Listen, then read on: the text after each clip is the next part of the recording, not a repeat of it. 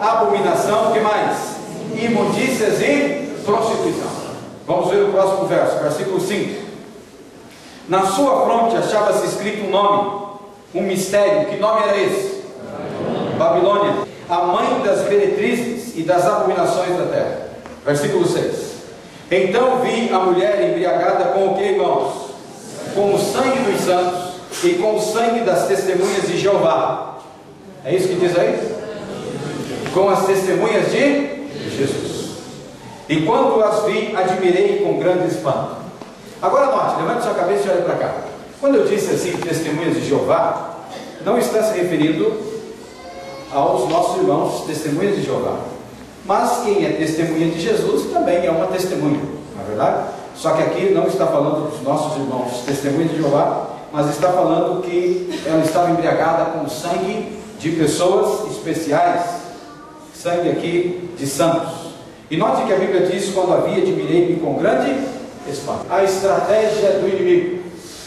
Note que na visão, a Bíblia diz aí que o apóstolo João, ele viu o que, irmãos? Ele viu uma mulher. E essa mulher estava montada no quê? Numa besta. A Bíblia diz que ela tinha quantas cabeças? Quantos chifres? 10. Agora note que a Bíblia diz aqui também que, e vamos relembrar agora, a Bíblia diz então que o João aí viu o que, irmãos? Uma mulher montada no quê? Com quantas cabeças? E ela estava adornada de ouro, ou seja, era uma mulher muito rica. E ela tinha um cálice de ouro na sua mão com 3 coisas. O que tinha lá, irmãos? Abominação, que mais? Imundícias, que mais? E prostituição. Na sua testa havia um nome. Que nome era esse? Grande Babilônia, ou Babilônia a Grande. E a Bíblia diz que ela era mãe. Mãe de quem? Mãe das meretrizes. Note então que nesta visão que o João vê, ele começa a ver estes itens aqui da profecia. Olha aqui, ó. Está vendo aí? E algumas coisas assim bem interessantes. Nós já estudamos aqui em profecia, e foi a segunda aula que nós tivemos, que mulher em profecia, só nos livros proféticos, mulher em profecia significa o quê? Igreja. Então a mulher do capítulo 17 é uma igreja. Agora note, quando nós olhamos para isso, uma igreja que está montada numa besta. Besta, será que essa mulher então, essa igreja está montada naquela besta que carrega as crianças aí, a besta escolar? Hã? Também é uma besta, né? E por que será que colocaram o nome de besta nesse carro? Por que tanto nome diferente para colocar, mas uma besta? Eu vou de besta para a escola. É grande, né? E alguns, é grande. E alguns olham para a pessoa e dizem assim: você é um besta. E aí eu não sei por que chamam de besta, né? Agora note que a besta aqui é uma fera. A besta aqui é um animal. E animal em profecia, na segunda lição que nós estudamos, significa o quê? Rei ou reino. Então note que nós já vimos que igreja em profecia, ou melhor, mulher em profecia, significa igreja. Quando eu leio lá em São Mateus, uma mulher, significa igreja, sim ou não? Não. Quando eu leio lá em Apocalipse, significa igreja, sim ou não? Sim. Quando eu leio lá em Isaías, mulher, significa igreja? Sim. Livro profético. Agora note que esta besta é um animal e esta igreja está fundamentada em um império poderoso, em um reino poderoso. Agora note que a Bíblia diz que ela tem 7 cabeças, né? E aí é o ponto de interrogação que ficou de quarta-feira. Aí a Bíblia diz assim que ela era muito rica, adornada com pérolas e muito rica. E nós lemos no livro de Atos, na noite de quarta-feira, que existem 2 maneiras de se tornar rico nesta terra. Lembra? A primeira maneira é de que forma, irmãos? Honestamente. Dá para ficar rico honestamente, sim ou não? Dá. Depende da oportunidade. A pessoa trabalha, luta e ele pode criar aí, às vezes, um império. Claro, eu estou falando de alguém que tem uma oportunidade boa, desenvolve um projeto, cria alguma coisa. Eu não estou falando de você estar no mesmo emprego 40 anos ganhando o mesmo salário. Às vezes a gente tem que se preparar também para melhorar. Porque às vezes a gente está no mesmo emprego ganhando o mesmo salário a vida inteira, ou seja, ele vai continuar te ajudando.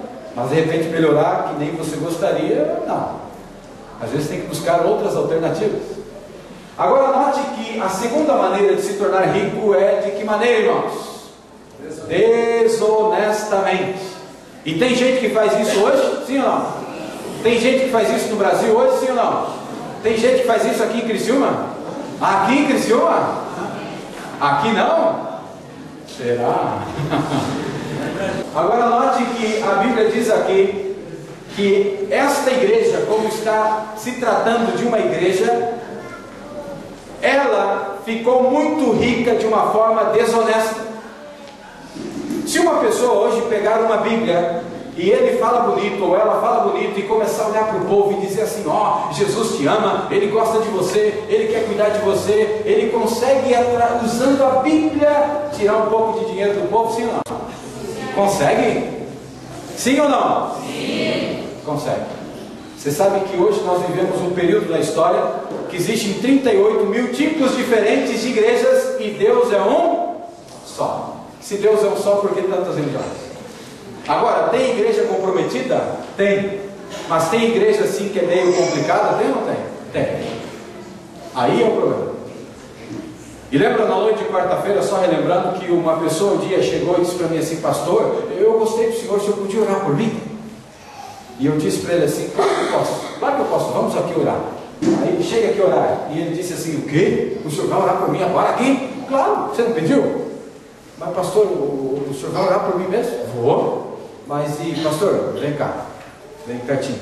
Quanto que o senhor vai cobrar? O quê? Cobrar? Não vou cobrar nada. O senhor não cobra para fazer oração pelas pessoas? Não. Eu perguntei por quê. Não, é que falar baixinho, ele disse: o meu pastor cobra. Ah, é? Seu pastor cobra? Quanto o seu pastor assim cobra para fazer uma oração? Ele disse assim: se é uma oração assim do meu lado aqui, R$10. Ah, é? Eu não contei na quarta, né? E ele perguntei assim: e para ir na sua casa orar lá? Acho que eu contei na quarta, né? Contei, né? Ele disse assim: pastor, daí... antes ele perguntou para mim: o senhor pode me visitar lá em casa? Eu disse: claro. Aí, mas o senhor vai mesmo? Claro que eu vou, pai. Pastor, quanto que o senhor vai cobrar? Não cobro nada, pai. Vou lá. Me dá o seu endereço aqui. O senhor vai lá na minha casa mesmo? Claro que eu vou. Pastor, o senhor não vai cobrar? Eu não. Por que? Eu perguntei. Porque o meu pastor cobra. O seu pastor cobra para ir lá na sua casa? Sim. Quanto? 50. Aí, meu amigo, eu quis parar por aí, eu não quis perguntar quanto cobra para fazer casamento, quanto cobra para fazer sepultamento. Sabia que tem gente que cobra para sepultar alguém? A família está chorando, está gastando um monte de compromisso, e tem uns líderes religiosos que ainda cobram para ir lá fazer uma oração pela pessoa que está chorando. Pode melhorar isso? Então, note que tem muita gente que às vezes acaba se aproveitando da fé do ser humano. Então essa igreja, na história dela, ela se corrompeu religiosamente. Na noite de quarta-feira, nós vimos aqui que neste cálice dessa mulher havia 3 coisas. E era um cálice de ouro, porque ela era muito rica. E tinha abominação, tinha também prostituição, e tinha também imundícia. Agora note que nós já estudamos aqui, a Bíblia no livro de Apocalipse, capítulo 21, versículo 27, só estou relembrando, diz que no novo céu, que na nova terra, na nova Jerusalém, não vai entrar pessoas que cometem abominação e também mentira. E a mentira, daqui a alguns dias a gente vai falar sobre ela. A mentirinha branca, né? Que essa é a mais perigosa. Mas a Bíblia diz que no novo céu, na nova terra, não vai entrar quem comete abominação. Você quer entrar no céu? Você está meio amarelo hoje. Quer entrar no céu, sim ou não? Sim. Se você quer entrar no céu, então você não pode fazer a prática da abominação. Aí nós fomos na quarta-feira para o livro de Provérbios, capítulo 28, versículo 9, lá no Antigo Testamento. E a Bíblia diz lá assim: aquele que desvia os seus ouvidos de ouvir a lei, até a sua oração será abominável. Aí nós entendemos, estudando a Bíblia, que você desviar os seus ouvidos das leis de Deus, nem a sua oração Deus aceita. Aí você já imaginou um homem levantar por aí e dizer assim: amigão, não precisa guardar as leis de Deus, mas vem cá, eu vou orar por você. Pode orar por outro, por mim não. Porque eu conheço a Bíblia diz assim, que quem diz que eu não preciso guardar as leis que Deus pede, que Deus não ouve a oração dele, rapaz, eu não quero que um homem desse olhe para mim. Não quero que coloque a mão na minha cabeça. Vai vir a maldição em vez de bênção. Porque a Bíblia diz, aquele que desvia os seus ouvidos de ouvir a lei, até a sua oração será abominada. Agora note que nós descobrimos, aqui a gente só está relembrando, viu? Que abominação significa rejeição da lei de Deus. E essa igreja ensinou os seus fiéis, rapaz, não precisa guardar as leis de Deus. Hoje o que importa, meu amigo, é o coração. Deixa a vida me levar. O que importa é o coração. Guardar as leis de Deus não precisa. Ah, é? Lá na lei de Deus assim está escrito: honrar o teu pai e tua mãe. Está escrito lá ou não está? Está escrito até no catecismo, né? E aí, honrar pai e mãe. E aí o camarada diz: não, o que importa é o coração. Então vai lá e dá um tapa no rosto do pai. Isso é rejeitar a lei de Deus, sim ou não? Sim. Lá está escrito: não adulterarás. E aí o camarada olha para o lado e diz assim: não, eu quero ter mais umas 4 aí. O que importa é o coração, mesmo tendo 4 mulheres, né? O que importa é o coração. Está rejeitando a lei de Deus, sim ou não? Sim. Porque foi Deus que deu essa lei. Agora note que conscientemente eles ensinaram os seus fiéis a rejeitarem a lei. Nós vimos também aqui que a Bíblia fala sobre a prática de imundícias. Esta igreja está dando de beber imundícia para os seus fiéis. E aí na noite de quarta-feira nós fomos ao livro de Ezequiel, capítulo 36, versículo 25. E lá neste texto, naquela noite, nós lemos que Deus quer purificar a cada um de nós com água. E água o que, irmãos? Lembram? Água suja? Água pura. Eu irei jogar água sobre vocês, irei aspergir água sobre vocês, a Bíblia diz lá, e vos libertarei, e vos purificarei das vossas imundícias, dos seus ídolos. Lembra do texto que nós lemos? E isso que nós lemos na quarta-feira é a prática da idolatria. E eu contei a história de Abraão, lembra disso? Que Abraão teve um filho através do pecado com a escrava Agar, e depois rejeitou aquele filho, e vem a promessa de novo de um novo filho, e agora nasce um novo filho que era o Isaac. E eles criam aquela criança como uma dondoquinha, não podia colocar nem o pé no chão. E tanto era uma realidade disso que quando foi para encontrar uma esposa para o Isaac, o pai mandou um servo ir atrás de uma esposa. E o Isaac tinha apenas, era de menor, ele tinha 40 anos. Só que antes de encontrar a esposa aconteceu um fato na história, lembra? Que a gente contou. Um dia Deus chega e o Isaac havia colocado no seu coração, melhor, o Abraão havia colocado no seu coração o filho como um ídolo.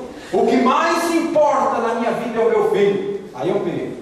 Se você coloca a sua esposa acima de Deus, é um ídolo. Se você coloca um marido acima de Deus, é um ídolo. Se você coloca um cantor na sua vida acima de Deus, é um ídolo. Se você coloca qualquer tipo de situação acima de Deus, ocupando o lugar do seu coração, a Bíblia diz que é idolatria. E diante deste contexto aconteceu algo interessante também. Deus aparece para ele e diz: o Abraão, olha aqui, ó, vai agora e pega teu filho, teu único filho, sobe em cima do monte Moriá e passa a faca nele, mata o teu filho. Forte ou não é, irmãos? Forte. Você teria coragem de ouvir a voz de Deus e cumprir o que Ele estava pedindo? Teria coragem de dar o seu maior tesouro, que é o seu filho ou a sua filha, em sacrifício a Deus? Mas espera lá, nos 10 mandamentos está escrito: não matarás. Como que agora Deus se levanta e diz: mate? E ele sai para fora da sua casa, da sua tenda, da sua barraca, por vários dias olhando para o céu e diz: Senhor, é realmente o Senhor que está pedindo? É a voz do Senhor? E a Bíblia diz que Deus não responde. E o Abraão um dia toma uma decisão dura na sua vida. Ele pega o filho, pega a lenha, pega um animalzinho, pega alguns funcionários para ir junto com ele, pega fogo, faca e vai. Em um determinado lugar, alguns ficam para trás. Ele sobe muito triste em cima do monte, prepara um altar, que era costume naquela época matar um sacrifício, uma ovelhinha. E lá no altar ele coloca o seu filho ali. Interessante que Deus diz: o seu único filho, a quem tu amas.